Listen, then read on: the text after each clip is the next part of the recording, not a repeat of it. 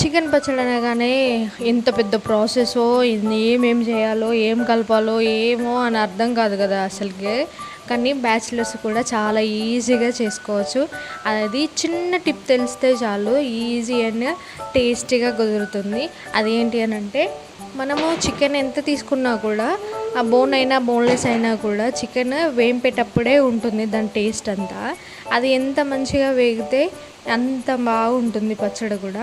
అది ఎలాగనంటే, ఒక ప్యాన్లో మనం మంచిగా వాష్ చేసుకొని చికెన్ వేసుకొని దాంట్లో ఉన్న నీరు మొత్తం పోవాలని అంటే కొంచెం దానిపైన ఉప్పు కొంచెం పసుపు వేస్తే మంచిగా అప్పుడే క్రిస్పీగా అయిపోతుంది చికెన్.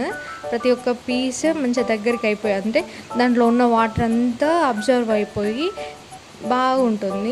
అలా అయిన తర్వాతనే దాన్ని డీప్ ఫ్రై చేసామనుకోండి, అది ఇంకా చాలా బాగా క్రిస్పీ అయిపోయి మనకి టేస్ట్ అనేది వస్తుంది.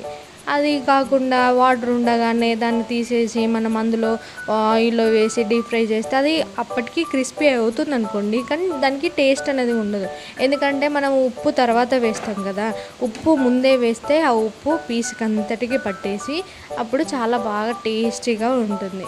చూడండి, క్రిస్పీగా అట్లా ఆయిల్లో డీప్ ఫ్రై చేసుకొని తర్వాత మనం కలిపి పెట్టుకున్న గరం మసాలా, చికెన్ మసాలా, ధనియా పౌడర్, వెల్లుల్లి పేస్ట్ అంతా వేసి, కారం కూడా వేసి, దానిపైన కొంతమంది కరివేపాకు ముందే వేస్తారు, కానీ దాని ఫ్లేవర్ అనేది చాలా రోజుల వరకు ఉండదు ముందుగా వేస్తే. ఇలా అయిపోయే ముందు కరివేపాకు వేసుకొని పక్కకు పెట్టుకోవాలి, ఎందుకంటే అది వేడిగా ఉంటుంది కదా. ఈ వేడి పైననే కొంతమంది ఏం చేస్తారంటే నిమ్మకాయ రసాన్ని వేడి మీదనే పోస్తారు. వేడి మీద పోస్తే అసలు దాని ఫ్లేవర్ మనకు ఎప్పటికీ రాదు అసలు. కాకపోతే అందరూ అదే చేస్తారు. అలా కాకుండా లాస్ట్లో మొత్తం చల్లారిన తర్వాత ఆ పచ్చడిని, చికెన్ పచ్చడిని అంతా అయిపోయిన తర్వాత పక్కకు పెట్టేసి ఇట్లా పైన మొత్తం అయిపోయిన తర్వాత చల్లుకున్న దాని ఫ్లేవర్ మాత్రం ఆసమ్ ఉంటుంది. Thanks for watching this video. Bye.